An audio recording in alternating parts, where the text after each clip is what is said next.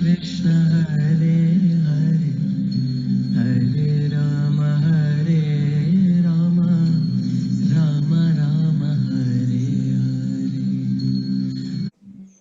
We'll start with invocation prayers.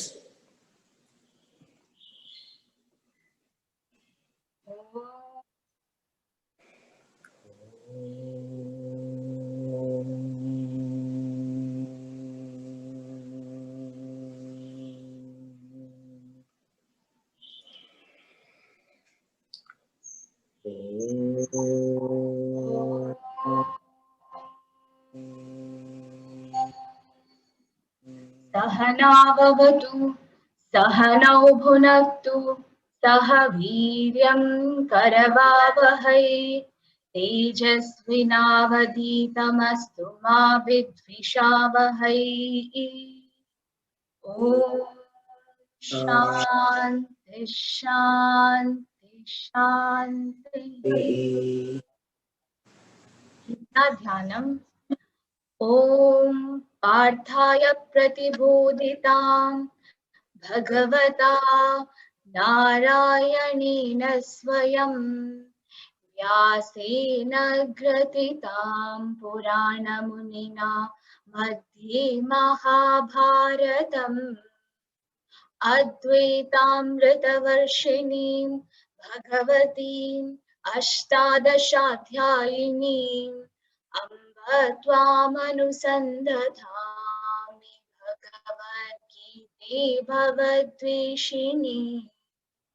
नमोऽस्तु ते व्यासविशालबुद्धे पुल्लारविन्दायतपत्रनेत्रा येन त्वया भारततैल्यपूर्णः प्रज्वालितो ज्ञानमयप्रदीपः प्रपन्नपारिजाताय स्तोत्रवैत्रिकपाणये ज्ञानमुद्राय कृष्णाय गीतामृतदुहे नमः। सर्वोपनिषदो गावो दोक्ता गोपालनन्दनः पार्थो वत्सः सुधीर्भोक्ता दुग्धं गीतामृतं महत्। वसुदेवसुतं देवं कंसचाणूरमर्दनं देवकी परमानन्दं कृष्णं वन्दे जगद्गुरुं। भीष्मद्रोणतटा जयद्रथजला गान्धारनीलोत्पला शल्यग्राहवती कृपेण वहनी कर्णेन वेलाकुला अश्वत्थामविकर्णघोरमकरा दुर्योधनावर्तिनी सोत्तीर्णा खलु पाण्डवैरननदी कैवर्तककेशवः पाराशर्यवचः सरोजममलं गीतार्थगन्धोत्कटम् नानाख्यानककेसरं हरिकथा सम्बोधनाबोधितम् लोके सज्जन षट्परैरहरहः पीपीयमानं मुदा भूयाद्भारतपङ्कजं कलिमल प्रध्वंसिन श्रेयसे। मूकं करोति वाचालं पङ्गुं लङ्घयते गिरिं यत्कृपातमहं वन्दे परमानन्दमाधवम्। यं ब्रह्मा वरुणेन्द्ररुद्रमरुतः स्तुन्वन्ति दिव्यैस्तवैः वेदैः साङ्गपदक्रमोपनिषदे गायन्ति यं सामगाः। ध्यानावस्थिततद्गतेन मनसा पश्यन्ति यं योगिनो यस्यान्तं न विदुःसुरासुरगणा देवाय तस्मै नमः देवाय तस्मै नमः देवाय तस्मै नमः। Hari Om. So, last week we started with chapter 6, Atma Samyamya Yoga. or Dhyana Yoga.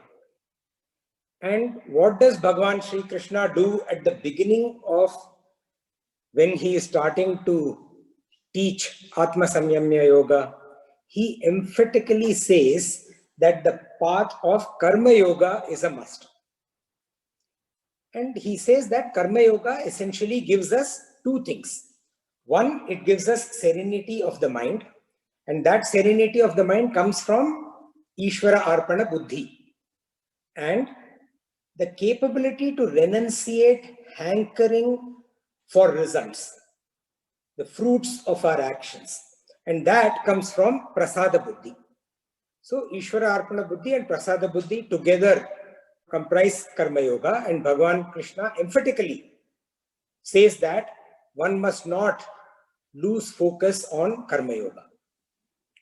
And that these give us the capability of single-pointed focus and in-depth, deep focus, which is Chitta Ekagratha. Ekagratha, single-pointed focus, Chitta of the mind, and determined pursuit, which is nothing but the Vyavasayatmika Buddhi. And these two give us the ability to do Nididhyasana, which essentially is Dhyana, contemplation and absorption. Absorption into what? Absorption into the learnings that we have got till now from Bhagavan Sri Krishna. And Dhyana or meditation, Nididhyasana, then leads to Atma Samyama. And in Atma Samyama, one builds on this capability that one has already developed, which we shall see today. So thus, Bhagavan lays down the path for us beautifully, from Karma Yoga to Atma Samyama Yoga. So we start with Karma with Ishvara Arpana Buddhi and Prasada Buddhi is Karma Yoga. That leads to Chitta Ekagratha. And then Vyavasayatmika Buddhi. Through that we become Arurukshaha, people who want to make the effort to climb the ladder of yoga. And when one does that, it leads to Shama. And one becomes a Yoga Rudha. And then one starts practice of Nididhyasana, and that leads to Atma Samyama. And Bhagavan says till when, up to which point should one perform Karma Yoga? Till one becomes a Yoga Rudha.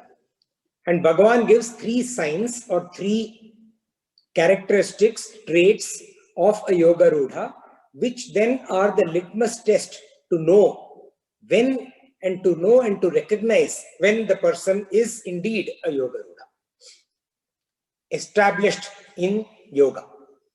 The first one is na indriyartheshu, not in sense objects. The second one is na karmasvanu shajjate, not attached to actions. And the third one is sarva sankalpa sannyasi, having renounced all sankalpas. And this is a person who has dropped dependency on, number one, imaginary happiness, that there is something out there in the samsara which will provide us happiness. Mistaking the temporary joy that we get from samsara to be long-term and deep happiness. And secondly, the sensory hankerings that come from such imagination, such hallucination, such delusion, and planning actions, actually thinking through and planning actions to attain the sensory hankerings that we have and the imaginary happiness that we are thinking is there. And that comes from the sensory hankering. And Bhagavan then said, lift yourself by yourself to get to the level of the pursuit required. Uddharet atmana atmanam. And through the discipline that he has told us, from that, what do? Conquer yourself. Yena atmaivatmana jitaha. And why should a person go through such a laborious path, which involves inward training, so much of self-discipline, to become a yukta? We also saw, how the Arabian horse is trained.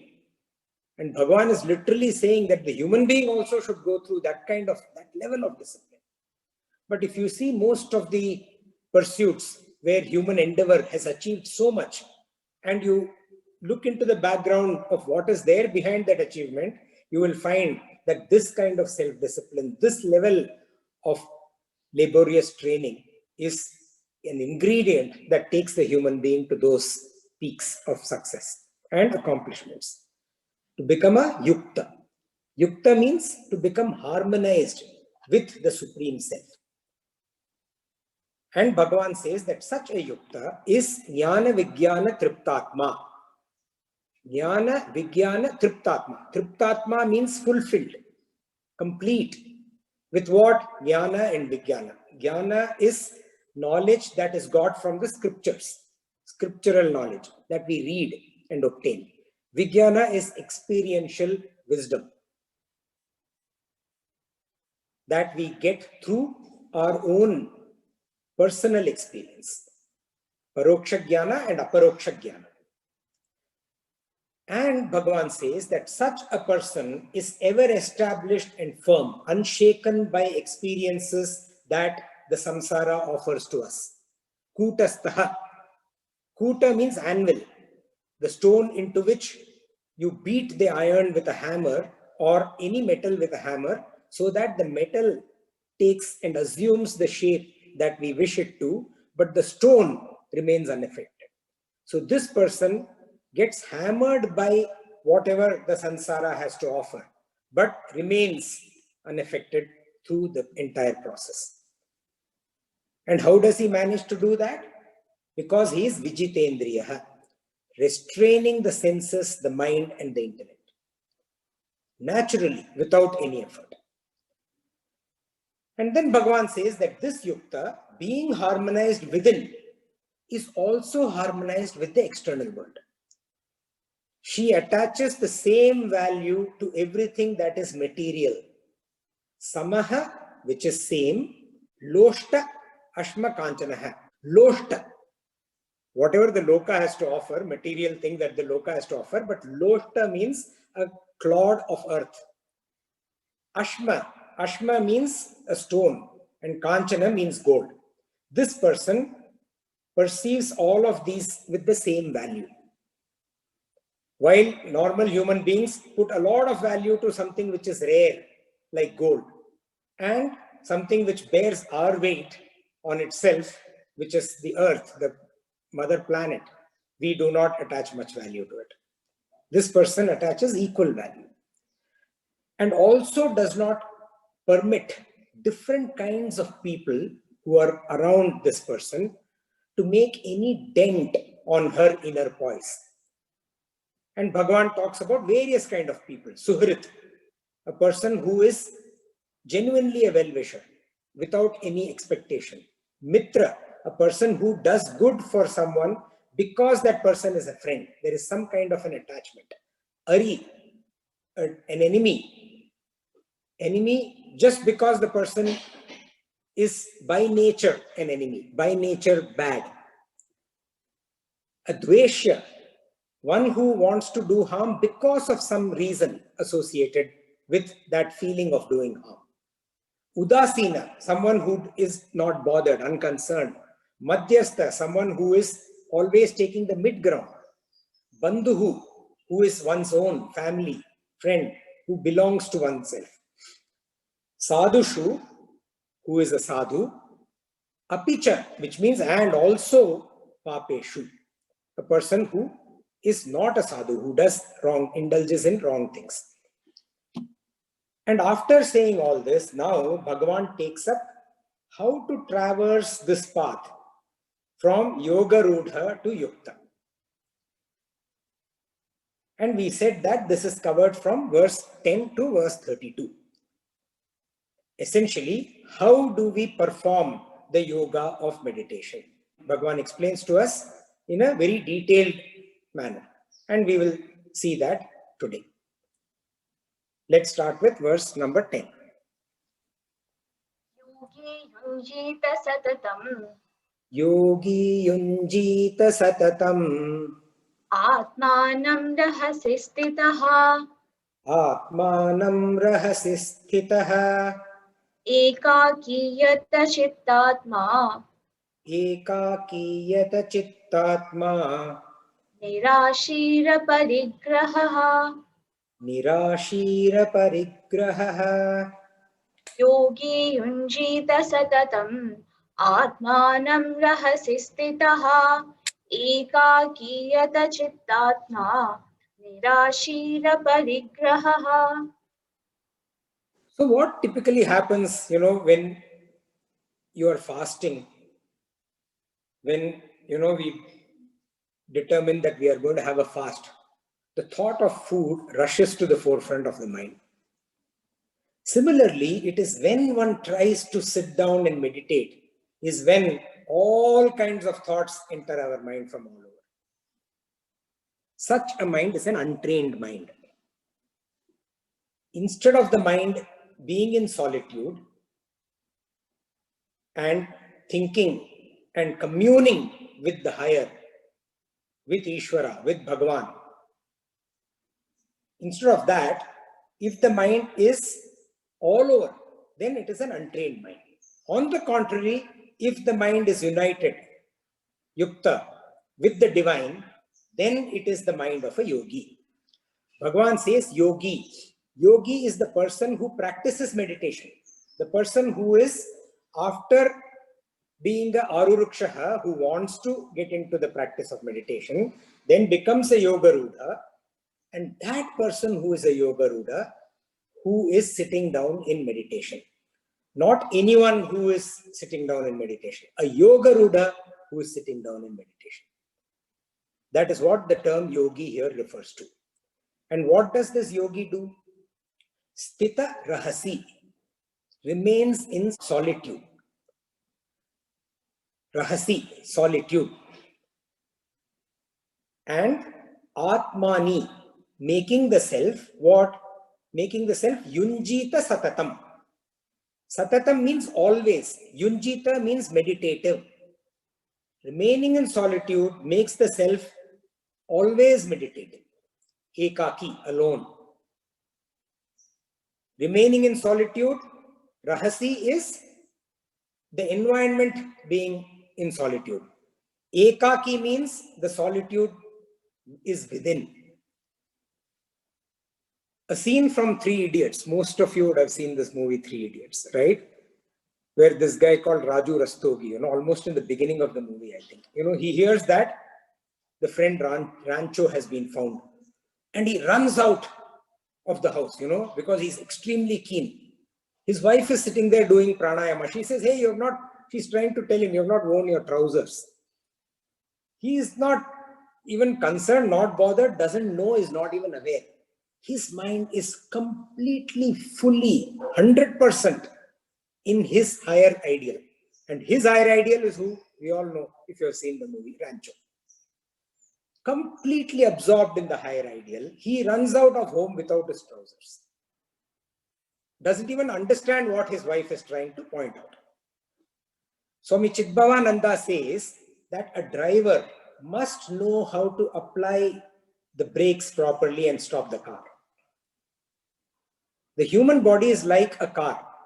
Swamiji likens it to a car. People have learned to drive the human body, to drive it like a car, but they do not know how to suspend its activities voluntarily. Instead of being masters of the human body, they are slaves to the human body. A yogi, on the contrary, is one who has learned to keep his body quiet at his will whenever he chooses. That yogi is what Bhagavan is referring to. Yata chittatma, one with the mind and the body controlled. Nirashihi, free of wishes and wants. Nir is free, ashihi, of wishes and wants. And Aparigraha. Aparigraha means, parigraha means possessing. That I own this. I own my shirt. I own my watch. I own what I'm wearing. I own my phone. I own my pen. That sense of possessing. Aparigraha is not having that sense of possession.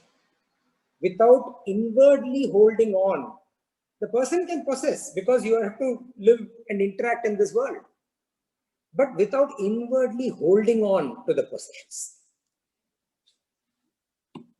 When one strives for the purpose of meditation, her success in her inward quietude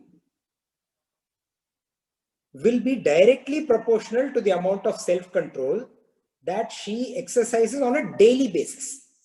So these two are directly proportional. The higher the aspect of self-control that one practices in daily life. When you say that I love this element so much, but I'm going to control myself from not having it. Like we talked about coffee the other day. So you love coffee, but you say that, no, I'm going to discipline myself. I'm not going to indulge in something that my sense organs are tickling me to indulge in. When you bring that self-control on a day-to-day basis in life, then that is directly proportional to the quietude that the mind is capable of when you sit down in meditation. And Bhagavan says that for this one must be nirashihi and aparigraha. No wishes and wants and no sense of possession. Sri Ramakrishna Paramahamsa says he alone is established in self-control, who does not cast a covetous eye on the gold coins that he comes across in a deserted place. This reminded me of this recent survey that was done. There was this organization that just lost purposely wallets in, I think, about 20 or 30 cities across the world. And then they saw which are the cities where the wallets are returned and which are the cities where they are not returned. Not getting attracted to something that is not yours and having the desire to possess it, and not getting possessive of something that you are using as part of your daily life. Not having that sense of this is mine, I, plus I want. And when such a yogi wants to meditate, how does he go about it? Bhagavan now provides a step-by-step guidance. How different aspects should be, including the place, the seat, the posture, the mind, the thoughts, discipline, indulgence, all of that. We will see that today. Go to next verse. शुचौ देशे प्रतिष्ठाप्य Suchau deshe pratishthapya स्थिरमासनमात्मनः Tiramasanamaatmanah नात्युच्छ्रितं नातिनीचं Natyuchritam nati nicham शैलाजिनकुशोत्तरम् Sailajina kushottaram. शुचौ देशे प्रतिष्ठाप्य स्थिरमासनमात्मनः नात्युच्छ्रितं नातिनीचं शैलाजिनकुशोत्तरम् Suchau deshe, in a clean spot. Pratisthapya, having established. Pratisthapya means having set, having established. What? Atmanaha, which is his own or her own. Sthiram asanam. Sthiram, firm. Asanam, seat. Natyuchritam. Natyuchritam, not. Atyuchritam, very high, compared to the surroundings. Nati nicham, not very low compared to the surroundings. Because something that is very high can cause some amount of dizziness and lack of focus. With relevance, it doesn't mean that you can't go to the hills and meditate. It means comparatively where you are. Don't perch yourself on a top. Don't go down to the basement. Both of these have some level of instability.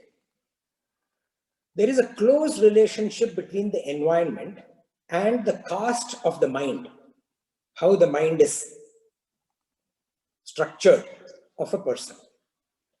The importance placed in cleanliness, shuchau, in Sanatana Dharma is immense. Unfortunately, today's, some of our cities and towns and villages, and especially the religious places, they do not reflect this. That's a little unfortunate, but let's not delve into that. The aspect of cleanliness is extremely, extremely important. So either find a clean place or clean it up, is what Bhagavan is trying to say here. It is also important to establish one's own seat, lest you are in the middle of meditation, deep into meditation, or just about to get there, and somebody else claims the seat. Not too high and not too low. A steady, firm, sthira platform. And then Bhagavan says, Chaila ajina kusha uttaram. Chailajina kushottaram. Chaila means a dry cloth, a cloth that is dry to your touch, to our touch. Ajina means skin, typically a deer skin or a tiger skin. And kusha is a type of a grass, kusha grass. Like we have, if you have seen the darbas and all that which we perform with rituals, that is kusha grass. Commonly known as halfa grass. Uttaram means one on top of the other. So Bhagavan says the chaila should be uttara to the ajina. The ajina should be uttara to the kusha. Meaning, on the firm platform, place the kusha grass. On top of the kusha grass, place the skin, animal skin. And on top of the animal skin, place a dry piece of cloth. The kusha grass essentially there is a lot of logic behind this. Kusha grass essentially has insulating properties and is also a disinfectant. The animal skin is either warm or cool in contrast to the temperature. If it is very cold, the animal skin will feel warm. If it is warm, the animal skin will feel cold. And also, typically insects, especially if you're in a natural environment, insects, crabs and scorpions and all of that do not crawl over an animal skin. And a soft dry cloth which then is in touch with you, which you can use and also wash after every use. So in today's world, if you don't find a kusha grass, that doesn't mean you cannot meditate. Essentially, look for a surface that is dry. Look for a surface that is soft, well insulated, not too dirty, clean, otherwise clean it up. And then with all of this, what do? Bhagavan continues.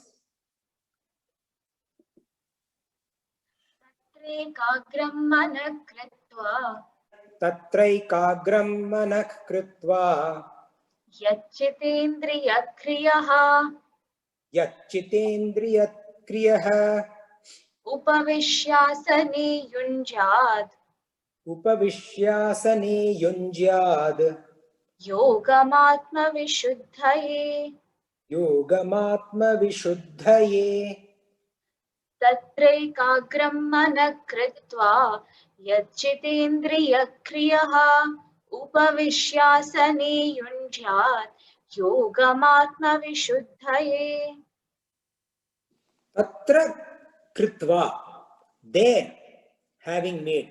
Tatra is there, having made. Kritva. Having made what? Mana ekagraha. Ekagram or ekagraha. The mind single pointed. Mana, the mind. Ekagraha, single pointed. And then kriya, with the actions of what? of the senses and the chitta, the indriya and the chitta, the senses and the mind. Yata, yata means restraint. So there in that place, which Bhagavan just described previously, having made the mind single pointed, with the actions of the senses, the mind and the intellect controlled, the body, mind and intellect under control. And then Bhagavan says, Upavishya asane, being seated on the seat, yunjad, let this yogi practice. Practice what? Yogam. And for what should this yogi practice yogam or yoga? Atma Vishuddhaye, for the purification of the self.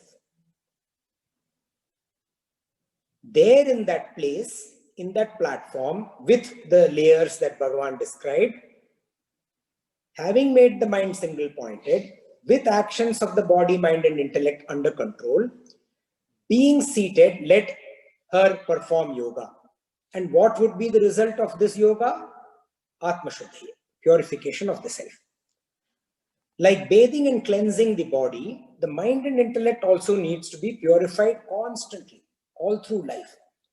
As much as we restrain the body from coming in contact with dirt, the mind has to be restrained by controlling the actions of the body, mind and intellect.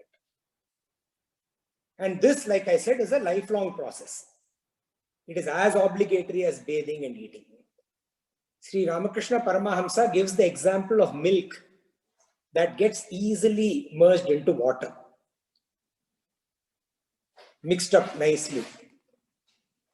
But if the same milk is churned into butter and then put in water, it floats on top, maintaining its individuality. Whereas when you see milk and water mixed with each other, you don't know what is milk, what is water. But this churned butter, and we know what goes on to churn the milk into butter, that retains its individuality. Similarly, a human mind easily gets lost in the sense objects. We have all gone through what sense objects are. For each of the senses, what are the objects? Okay. And because it easily gets lost into the sense objects, it needs to be cultivated. Cultivated through devotion to Bhagavan, to the Lord, in solitude. After such a cultivation, any worldly contact that happens, that does not hinder the development of this person in the path of meditation. And it does not cause any harm. And how is this BMI controlled? How is this body, mind and intellect and the actions pertaining to the body, mind and intellect, how are they controlled? That Bhagavan talks about in the next verse. Samam kaya shiro grivam. Samam kaya shiro grivam. Dharayan achalam stiraha.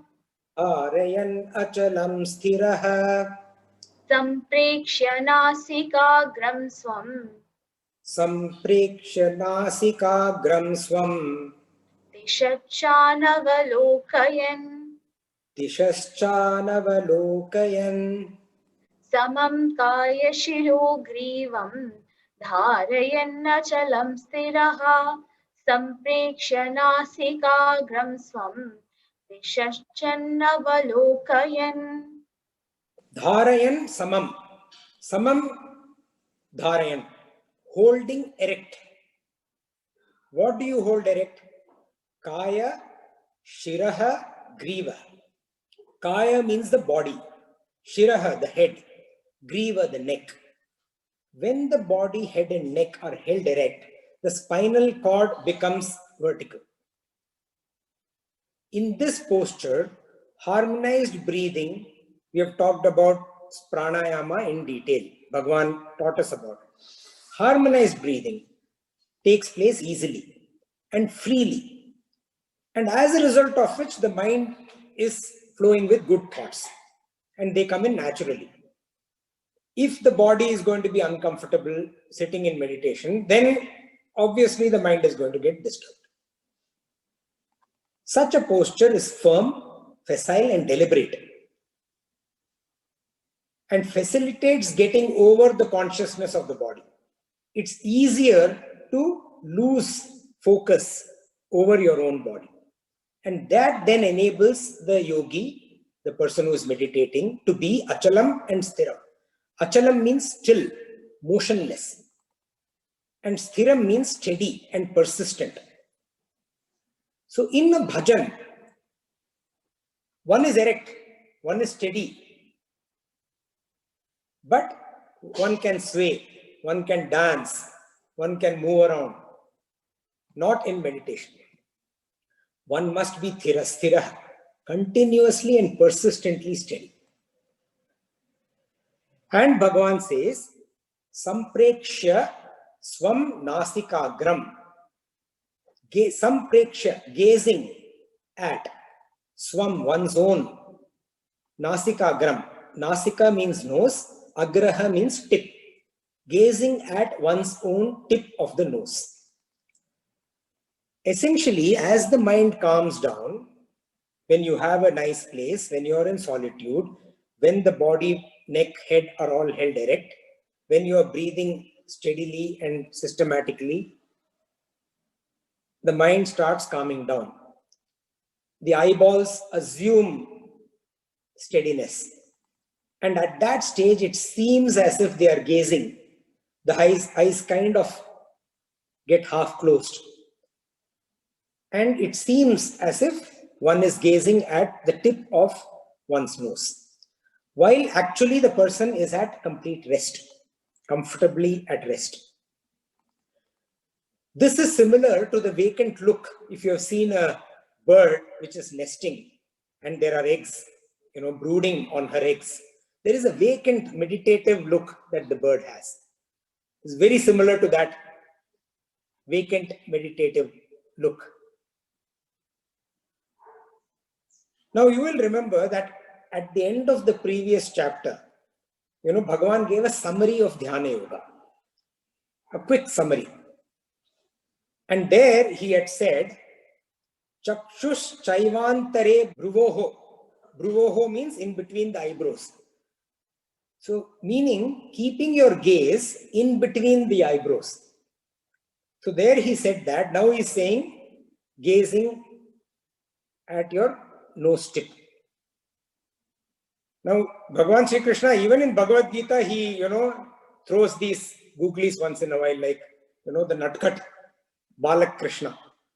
So he is not meaning to confuse us. What this means is essentially that while outwardly the gaze appears as if a person is looking at her tip of the nose, inwardly, this person's effort is to concentrate in between the eyebrows, because that helps the person get single pointed. And Bhagavan says, Disha Chana Valokayan, without looking around. Disha means directions.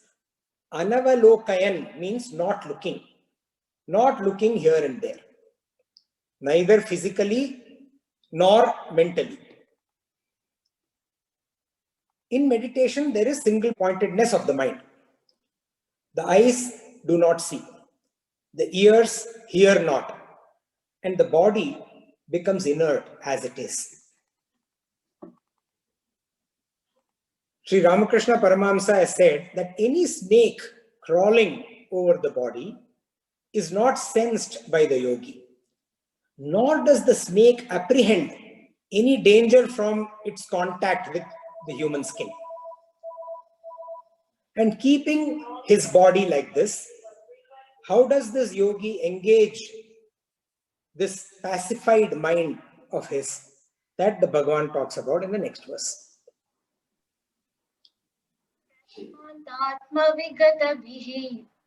Prashantatma vigatabihi Brahmachari vrati stitaha Brahmachari vrate sthitaha Manasamyamya machittaha Manasamyamya machittaha Yukta asita matparaha Yukta asita matparaha प्रशान्तात्मा विगतभिः ब्रह्मचारी व्रते स्थितः मनः संयम्य मच्चित्तः युक्त आसीत मत्परः.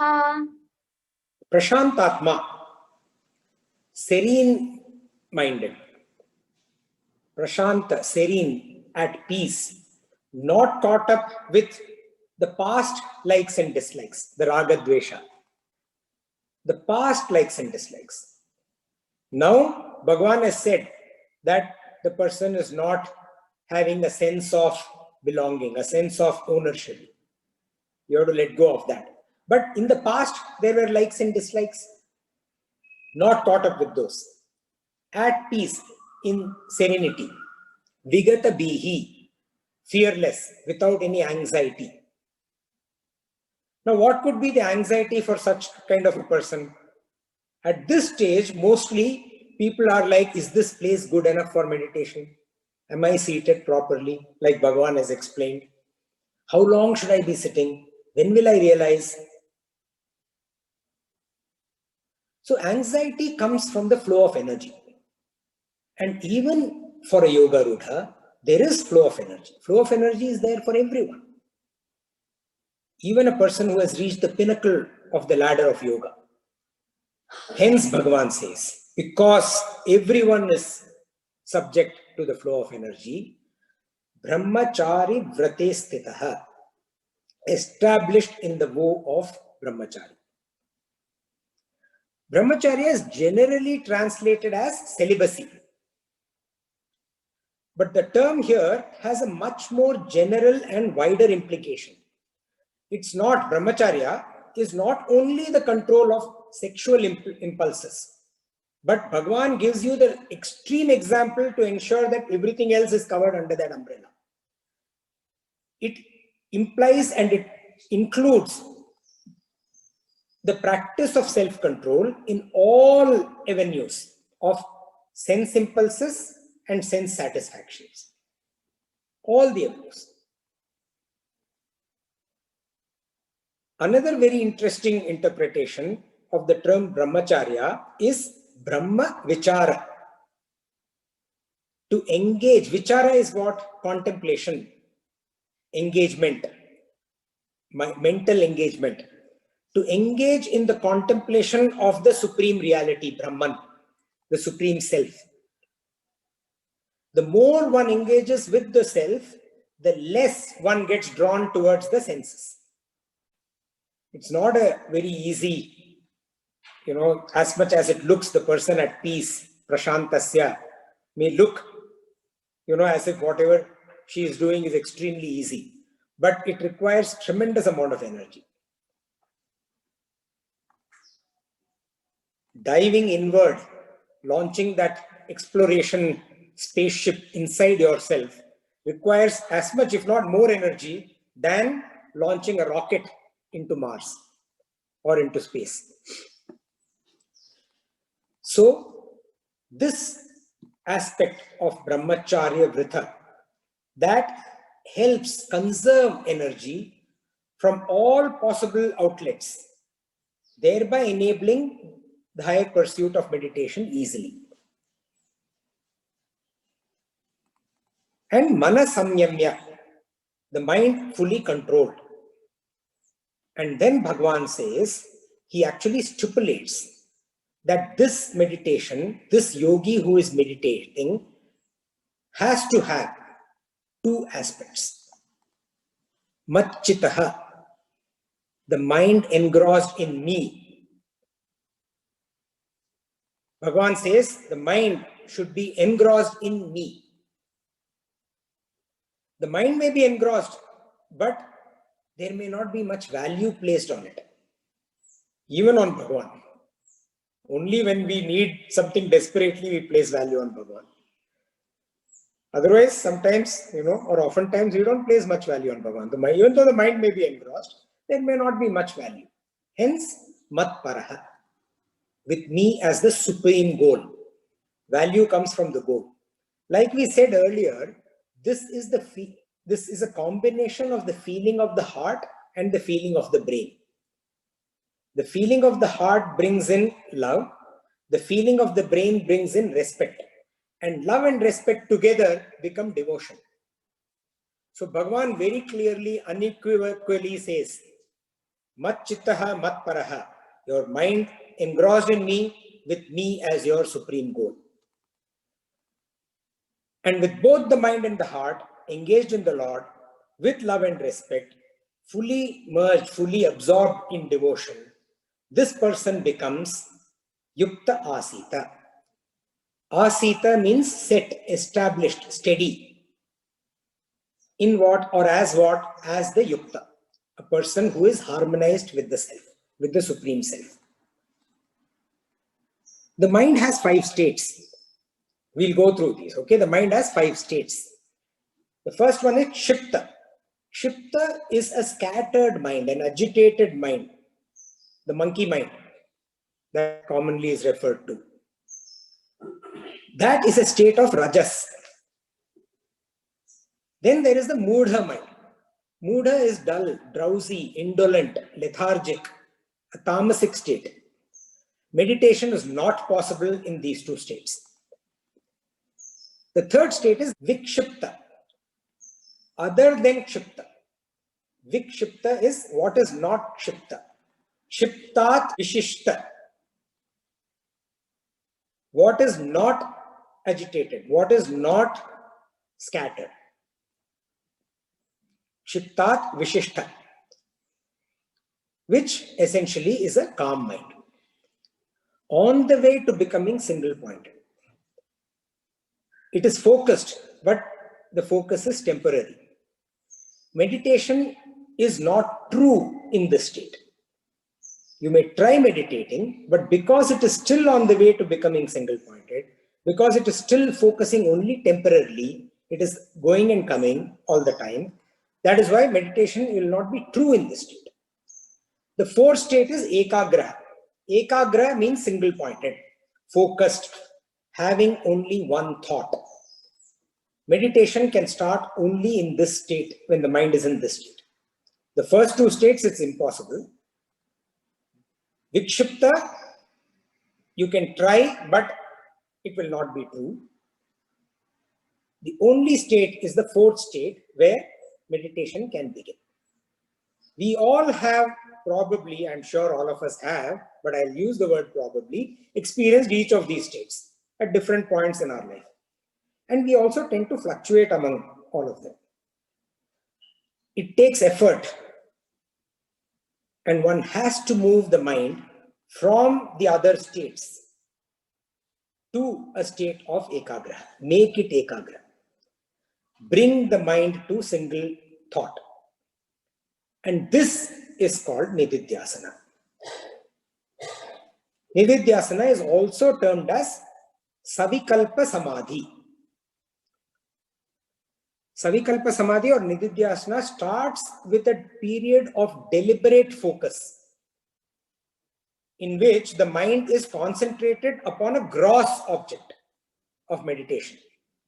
Something that is gross, something that you can relate to, you can perceive, you have seen a symbol, for example.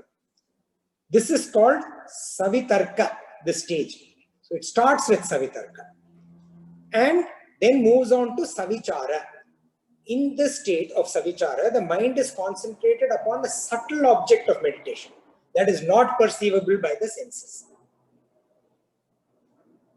Paramahamsa Yogananda says that at this state of meditation, as this state deepens, there is a cognitive shift in awareness.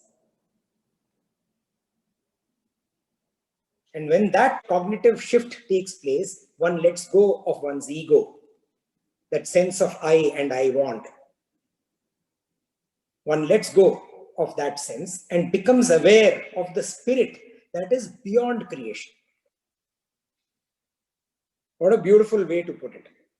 And Apollo 14 astronaut, his name is Edgar Mitchell. There is an Apollo 14 astronaut.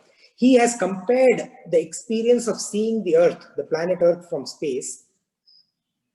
When you go and see outside, when you launch off in the shuttle or rocket, and you get into space, you cross the atmosphere, get into space, and then you see the planet Earth. It's called the overview effect. You are seeing it from above. And he has linked this overview effect, what the astronauts called overview effect, to Savikalpa Samadhi. The overview effect is the experience of seeing firsthand, not like what you had not. Remember the Mount Everest example I gave? We have heard that it is the tallest mountain. We studied, we believe, we trust. Have we experienced it? Not yet. Similarly, the first-hand experience that the astronauts have of watching our home planet Earth from space. That tiny, fragile ball of life hanging in the void.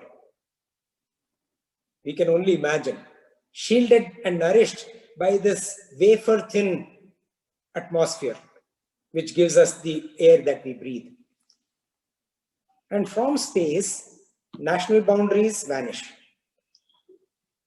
Conflicts that tear people apart, they lose importance. And the combined significance as well as the insignificance, the significance and the insignificance of this pale blue dot. So at one stage, this is home. It is so significant. And when you look at it from space, the small little marble, hanging out there, so insignificant in the scheme of the universe that is there. That combination of significance and insignificance just takes, I'm quoting Edgar Mitchell, takes you into a trance. The single thought in Savikalpa Samadhi, by the way, is also called Samprajnata Samadhi. Samprajnata means awareness of only one thing, awareness of only one thought. That is what? Bhagavan, Matchitta Matpraha. That is the single thought in Savikalpa Samadhi. And then, see, we said 5 states of the mind. I have till now covered only 4 states.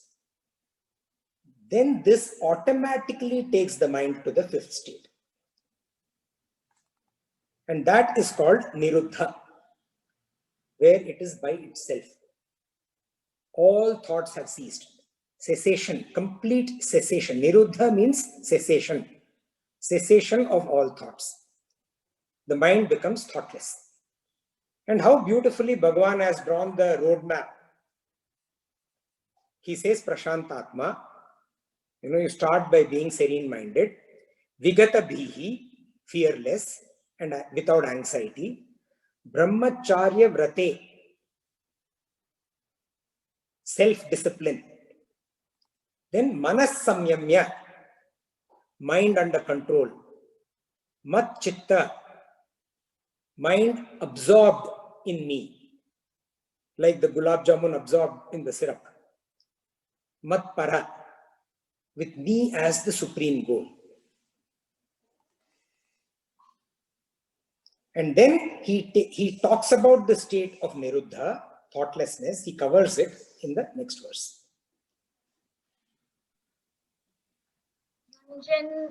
Yunjamevam sadatmanam. Yunjamevam sadatmanam. Yogi niyatamaanasaha. Yogi niyatamaanasaha. Shantim nirvana paramam. Shantim nirvana paramam. Matsamastam adhigacchati. Matsamasthana adhigacchati. Yunjanevam sadatmanam. Yogi niyatamaanasaha. Shantim nirvana paramam. Matsamastam adhigacchati. Yunjamevam, thus balanced, thus meditating in this manner. Now, in what manner? Bhagavan has actually given in the previous verses 15 points. We'll quickly go through them. Extremely interesting and very important for us to know if we are going to practice meditation. Place that is in solitude and clean. That is number one. Seat which is his own. Firm, not too high, not too low. Well insulated, soft, dry. Mind that is free of wishes and wants. That is the third one. Free from sense of possessions. The fourth, actions of the body, mind, and intellect controlled. The fifth one, the body, the head, and the neck erect and still. The sixth one, seemingly gazing at the tip of her nose. Seventh one, without looking around, both physically and inwardly. Eighth, having made the mind single pointed. Ninth, for purification of the self. That is very important. We should not forget that why are we doing all this? For purification of the self. Then the 10th one, serene-minded, prashantatma, fearless, vigatabihi, brahmacharya vrate, with self-discipline. The mind under control, the mind absorbed in me, matchitaha, and the mind with me as the supreme goal, matpraha. So Bhagavan has actually given 15 points that help you prepare to get to a meditative state. And Bhagavan says, sada, always. Ever abiding in these. Only then is the mind truly meditating. And Bhagavan says, Atmanam yogi, which means this person, this meditator, this yogi, niyata manasaha, becomes one with the controlled mind. In this state, the mind is absolutely still, absolutely quieted. Gurudev Swami Chinmayananda says, the last thought has been thoughted, and no more thought is thoughting. He puts it beautifully. And how does this happen? First, focus on bringing the mind to one thought. Savikalpa Samadhi. Then the mind only on Bhagavan, and Bhagavan as the supreme goal, Matchitta Matpraha. And holding on to the state. Not that you're going and coming. Holding on to the state, the mind automatically becomes emptied of all thoughts. And what is left is pure consciousness. When I become conscious of an object, we have done this before, by the way, we have talked about this before. When I become conscious of an object, it becomes my thought. If I say camel right now, like I did last time also, immediately the object camel comes into your mind. Till now, I mean, there's no way you're thinking of a camel. The last thing probably would have ever been in your head. I said camel, that object enters your mind. Or if I say Radhe Krishna, you know, Radha and Krishna together. So thought is equal to object plus consciousness. And hence, because of that, consciousness is equal to thought minus object. Simple mathematical equation. So when objects are removed, the mind becomes thoughtless, and a thoughtless mind is nothing but consciousness. Like I may remove the water from this bottle, but the space inside I cannot remove. Similarly, the consciousness that is in the mind, the pure consciousness, that state of supreme reality, that nobody can remove. And this is the state of Nirvikalpa Samadhi or Asampragyata Samadhi. Vikalpa is thought. Nirvikalpa is no thought. Sampragyata is awareness of one. Asampragyata is no awareness at all. In the last satsang, I had mentioned about Moni Baba, if you remember, who lives in Tapovan, all by himself. So most of the time he is in Samadhi. Sometimes Savikalpa Samadhi, and at other times Nirvikalpa Samadhi. When people visit Tapovan, mostly that happens when the weather gets better, when it's not cold. It's a few 3 to 4 months in a year. And there is a lot of trekker population, you know, lots of trekkers go there, sadhus go there. he's forced to come out of samadhi and interact with these people. Nobody's going to ask him. They just go there. Swamiji, kya ho raha hai? Kind of a thing, right? And I have personally witnessed this. It's amazing, when his eyes are bright, absolutely bright. His face is expressive.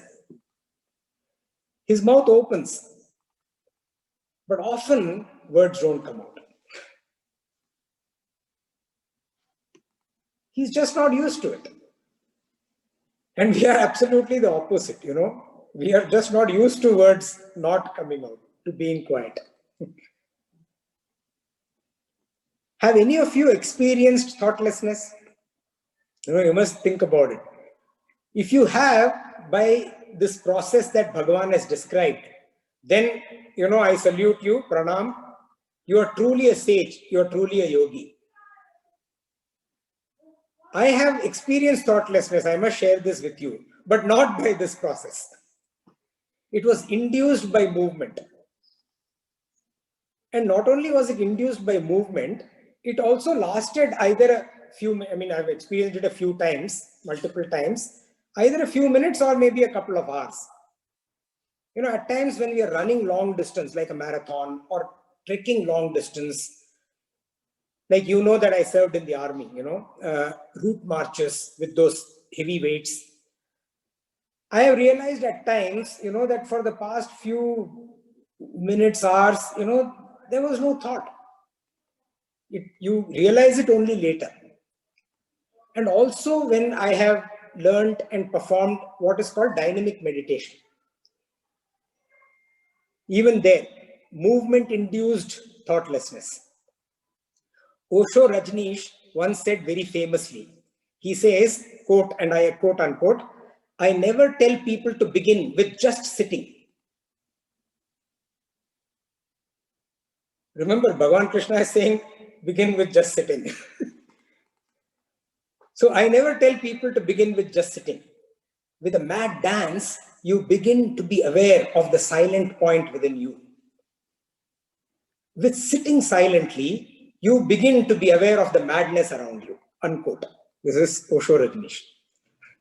The story is that of Rumi. That Rumi was walking through a marketplace in town one day, and he heard the rhythmic hammering of gold beaters. And it is believed that Rumi heard what they call the dhikr in Islam. That's dhikr is La ilaha illallah, which means no God but Allah. And the sound, he heard it and he was, getting in sync with it, with the beat, the drum beat, the beating of gold by the merchants. He automatically spread out his arms and he started whirling. You would have seen this, the world, right? He automatically, his arms spread out and he started spinning around himself in a circle and became entranced in bliss. We also see very often Hare Krishna temples, the devotees at the time of the Aarti. Also in crowded New York cities, squares. Go next to Central Park or one of those famous squares and you'll see them, the disciples swaying to Hare Rama, Hare Krishna, going oftentimes into deep trance. Bhagavan Sri Krishna's prescription is to get into this state sitting down. It takes much more discipline than getting into this state through movement. But for those who do get there, they can remain there. Getting through movement, you come back. But when you master, when you become the Yoga Rudha, and then when you become the Yukta, that Yukta is able to get into first Savikalpa Samadhi, then Nirvikalpa Samadhi, and then remain there. And then Bhagavan says, Shantim, in that peace. In that peace, what happens? Paramam Nirvana. Nirvana Paramam. The supreme liberation arises. And such a yogi, Adhigacchati, reaches, attains, Mat Samsthaham, abidance in me. Samsthaham is abidance, mat in me.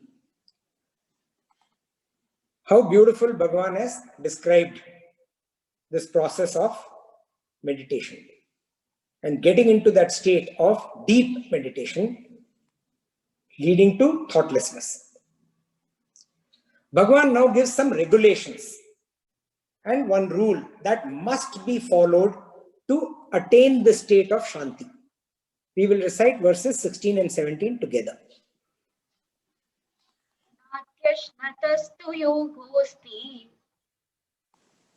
Natyashnatastu yogosti nachaikantamanashnataha nachaikantamanashnataha nachati swapnashilasya nachati swapnashilasya jagrito naiva charjuna jagrato naiva charjuna yuktahara viharasya yuktahara viharasya yuktacheshtasya karmasu yuktacheshtasya karmasu yuktasvapnavabodhasya yuktasvapnavabodhasya yogo bhavati dukkhaha yogo bhavati dukkhaha natyashnatastu yogosti nachaikantamanasnataha nachati swapnashilasya jagrito naiva charjuna yuktahara viharasya yuktacheshtasya karmasu yuktasvapnavabodhasya yogo bhavati dukkhaha. The word tu means surely in this context. Earlier we have seen it also means but. Surely, he says, yogo na atashyanata. Yoga is not possible for a person who eats too much. Atyashnata. Atyashnata is a person who eats too much. For that person, na yogosti. Yoga is not possible. And then Bhagavan says, it's also not for a person. Anashnataha is a person who does not eat at all, who starves. And also a person who ekantam, who is lonely. Not a person who is alone, who is lonely. Yoga is not possible. Then he says not only that, not also for swapnashilasya, one who oversleeps. Jagrato naiva charjuna, not even for one who is jagrato, who is always awake. O Arjuna, surely, he says, Bhagavan says, surely yoga is not possible for one who eats too much, nor for one who starves. Neither for someone who remains lonely.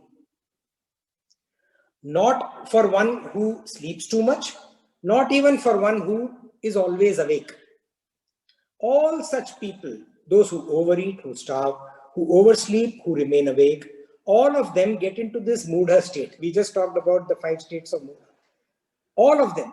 If you sleep too much, mudha. If you don't sleep, mudha. If you eat too much, mudha. If you don't eat, mudha. Dull, lethargic state, tamasic state. Yoga is not for any of them. Then what should one do to achieve yoga? Remember, yoga here means, for the longest period of time, Bhagavan has said yoga is karma yoga. Now, whenever Bhagavan says, we have to remember, not get confused. Here, Bhagavan is referring to dhyana yoga, to atma samyama yoga, to meditation, to samadhi. So, yoga is not, this yoga is not possible. Then what does one do to make this possible? Bhagavan says yukta. Yukta means here, in this context, yukta means right, balanced, moderate. The best word is moderate. Yukta ahara viharasya. One who is moderate in eating and recreation. What does he mean by recreation here? Vihara means Ahara means food. Vihara means activities that are undertaken without any purpose for entertainment. And then Bhagavan says, Yukta cheshtasya karmasu. One who puts in moderate effort. Cheshta means effort. One who puts in moderate effort towards actions, karma, karmasu, that are purpose oriented. And then Yukta swapna vabhodasya. One who is moderate in swapna, sleep, and bodhasya, wakefulness. And with all this moderation, Bhagavan says, Yogo bhavati dukkha. Yoga is possible. The person bhavati is possible, attains. For such a person, yoga is possible. And it also becomes dukkha, destroyer of sorrow, destruction of the samsara. There is a story about Bhagavan Buddha. Before he became the Buddha, before he became Bhagavan, Siddhartha was a great sadhaka. In his sadhana, he tortured his body to an extreme. He used to do this regularly. By the way, as a prince, Siddhartha enjoyed the other extreme, the extreme of comfort. And as a seeker, he led a life of extreme torture, extreme tapas. Often he would faint, and then he would drift in and out of consciousness. Once in the state, when he is drifting in and out of consciousness, when he was there, he heard a couple of people talking. One of them was asking the other, "Sir, how do I string the veena? I just don't seem to get it." And the other said, "Don't string it too loose because it would give distorted sounds. Don't string it too tight because it would break. You have to string it just right." Siddhartha got it, and he got up. He was in a trance. He was not in a meditative trance. He was in an unconscious trance, swooning trance. From that swooning trance, he got up, went to the stream, had a bath, freshened himself up, and then went for Diksha. After months, he asked for Diksha. And a lady gave him rich milk paisam. Very rich, like they say, rabdi, that kind of paisam. Siddhartha, who would not look in that direction earlier, when he was torturing himself, happily consumed it. And Prince Siddhartha, who led a life of extreme comfort, Seeker Siddhartha, who led a life of extreme torture, after this episode, he led a balanced life, practicing moderation. This enabled him to get deep into meditation, and sitting under the Bodhi tree, Siddhartha became the Buddha. Yogi bhavati dukkha. Yoga is possible for such a person, and it also destroys pain, and this leads to nirvana paramam. Paramam nirvana. Bhagavan now speaks about how the mind is in the state of nirvikalpa samadhi. That we will see in the next satsang. Thank you very much. Hari Om.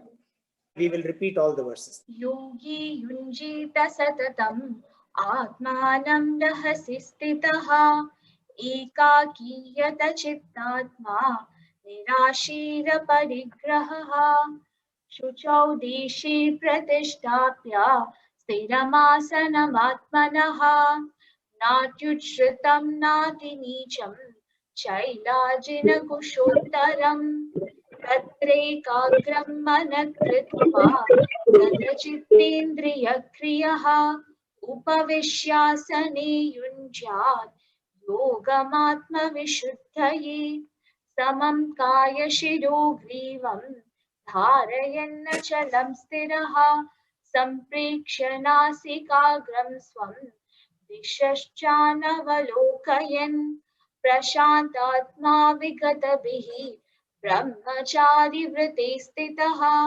मनसंयम्य मच्चित्तः युक्त आसीत मत्परः युञ्जन्नेवं सदात्मानं योगी नियतमानसः शान्तिं निर्वाणपरमं मत्समस्तामधिगच्छति नात्यश्नतस्तु योगोऽस्ति न चैकान्तमनश्नतः न चातिस्वप्नशीलस्य जाग्रतो नैव चार्जुन युक्ताहारविहारस्य युक्तचेष्टस्य कर्मसु युक्तस्वप्नावबोधस्य योगो भवति दुःखः.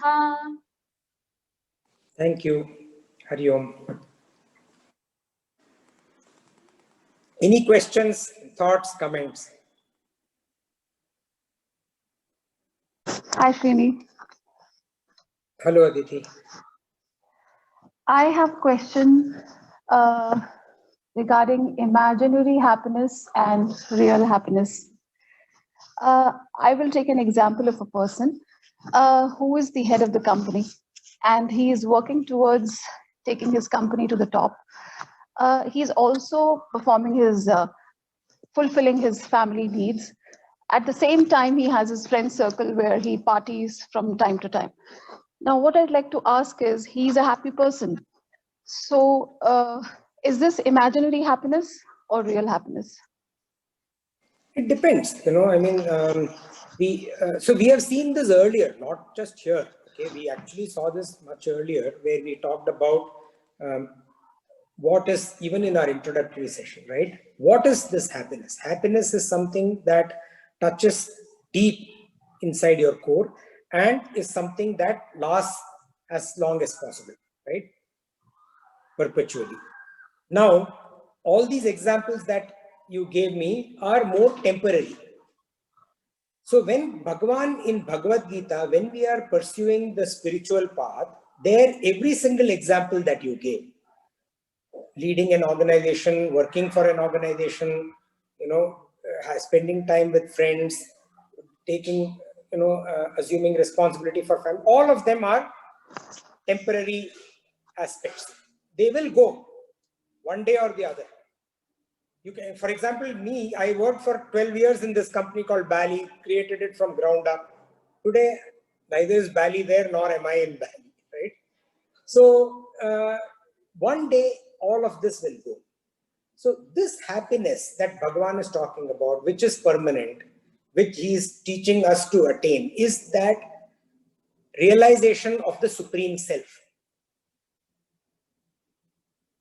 Is that mat chitta mat para, where we are completely absorbed in his thought and with him as the supreme goal. That is the ultimate, purest state of happiness.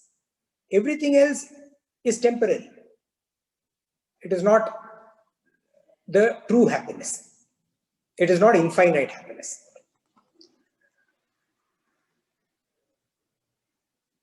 So yes, there is joy. But ultimately, the happiness will come from the pursuit of self-discovery. That is where it will come from. So in all these activities, if you are also looking for that path for self-discovery, that is also acceptable. At least it will lead you towards this state. But ultimately, you have to get to the state of Savikalpa Samadhi and Nirvikalpa Samadhi. Ultimately, I talked about getting into thoughtlessness state through movement. So even last satsang, I talked about working so intensely and intently in the office that you don't even realize that it is night. Yeah. That is also meditation. But that is not Savikalpa or Nirvikalpa Samadhi. Because there are multiple thoughts, it's not just his thought. And it is not thoughtlessness. But it will help towards getting there. Definitely all of these pursuits, they are all part of Karma Yoga. So what you are listing is part of Karma Yoga. Now we have come to a stage in the Bhagavad Gita where we are letting go of Karma Yoga and getting into Dhyana Yoga. So a person who is a Aruroksha, the person who desires to meditate, that person is the one Bhagavan is now talking about. For this person, what you described is not happiness. For a person who is doing karma yoga, for that person also, the person who's doing karma yoga should realize that this is temporary. Otherwise, you just do karma, you don't do yoga. When you realize this is temporary, you do whatever you do with Ishwararpana Buddhi and Prasada Buddhi, it becomes yoga. And when it is not there, it is okay. And you desire to get to the next stage. So now we have come to a yogi. Earlier, the Muni was the one who was performing Karma Yoga. Now the Muni is one who is a Yoga Rudha, who's climbed through Karma Yoga, has reached the pinnacle of yoga. And now the desire that she has or he has is Atma Samyama.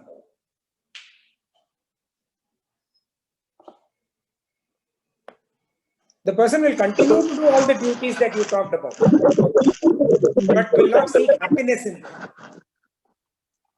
Okay. I also have a comment to make.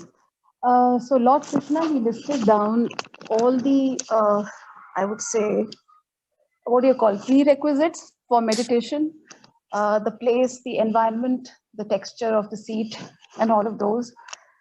Now I feel in the modern world, is it really possible for all of us to, have that? And I also have a comment to make here. As you quoted Osho, one might be in a pub full of people and still be in a meditative state, while there might be another person who would be attending a satsang somewhere and still his mind would be like wandering around. So what do you have to say about this? So the first comment addressing that first. So the three, that is why Bhagavan, when he, whatever Sri Krishna says, there is a logic behind what he says. And when it is not obvious, he actually explains it. Throughout the Bhagavad Gita, you'll see that. Okay. So in this case, the grass is insulative. That is the main thing that you have to see. Then something which is soft and temperature manageable, which doesn't get too hot in hot weather and too cold in cold weather. And on top of that, a dry cloth which can be cleaned and reused. So in today's world, as long as we can take care of these three aspects, insulation, softness, and cleanliness, that is good enough in this world. The second question, yeah, I think in fact, I gave another example which is more appropriate to what you're saying. That movie 3 Idiots, right? So there's this lady who's doing pranayama. There's this guy who's running out without trouser. His intent focus is on the higher. In this case, that friend of his, right? So yeah. So yes, you can. It is said that Vibhishna lived in Lanka, but when Hanuman went there, he actually heard Rama praises sung about Lord Rama from Vibhishna's house. That is how they became. So living in Lanka, amongst the Rakshasas, he was still a bhakta of Bhagwan. Yes, you can be in any environment, but ultimately that's what, when you say, when Bhagwan talks about solitude, solitariness, it means that irrespective of the environment, you have your solitude inside. So if you have reached an extreme level of being in a pub with all that loud, crazy music and calm and meditative state, then like I said, pranam yogini. I'd like to quote, I don't remember the exact term, but you had once quoted the example of a lotus, right? What was that? Padma Patram Ivam Bhasa. Yes, exactly. Yeah. Thank you, Srini.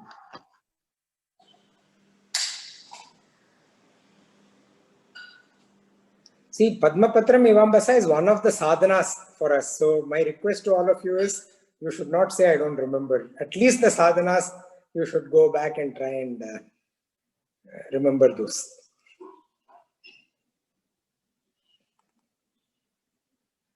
These are efforts that we have to do in our day-to-day life. That is when these satsang will become meaningful. I had attended one satsang by a learned guru named Guru Sharananand as early as 1974. There were some 30 or 40 disciples sitting before him. And his question was, दुनिया में वो कौन सी चीज है या वस्तु है जो सदैव आपको खुशी दे सकती है? That is, he was asking a question, what is that thing which 24/7, 365 gives you happiness? Say, after a lot of deliberations for about an hour or so, finally the result was, there is nothing in this world which can give you permanent happiness all the time. So it's all, momentary. Happiness, comes and goes. Suppose you get promotion in an organization. Then what next? Ultimately, one may say, finally, a person would like to become Trump. But what is the position of Trump today? Definitely, even though he is the United States president, he is now a laughing stock. People are laughing at him because he did not practice discipline. This is number one. So, happiness is purely temporary. Only happiness associated with the realization of God, what is called as Ishwar Labh. Ishwar Labh alone will give you permanent happiness. That is what is the saying of enlightened seers. Then secondly, suppose if a person is in a bar and is thinking of God, and a person is in a temple and is thinking of, gambling in cricket matches and all, or whatever it is. The Shastra says, there is actually a story, there was one gentleman, or say a sadhu, who was sitting outside, bar and counting the number of people going in and who were coming and who were going. See, his job was to realize God, and he was a sadhu. But his job was not to count how many people are going inside a bar and all. So he had to go to hell because he was not supposed to do what he is doing. So in life, wherever you are, whether you are in a good place or a place full of gossip or wherever it is, you constantly think of God. That alone will ensure continuous happiness.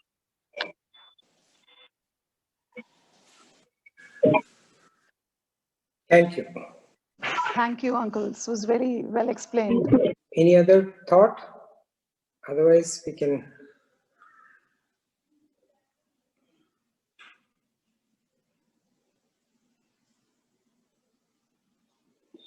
Okay, if there are no further thoughts or comments or questions, then we can say Hari Om, and we'll meet next Saturday. Hari Om, thank you very much. Hari Om.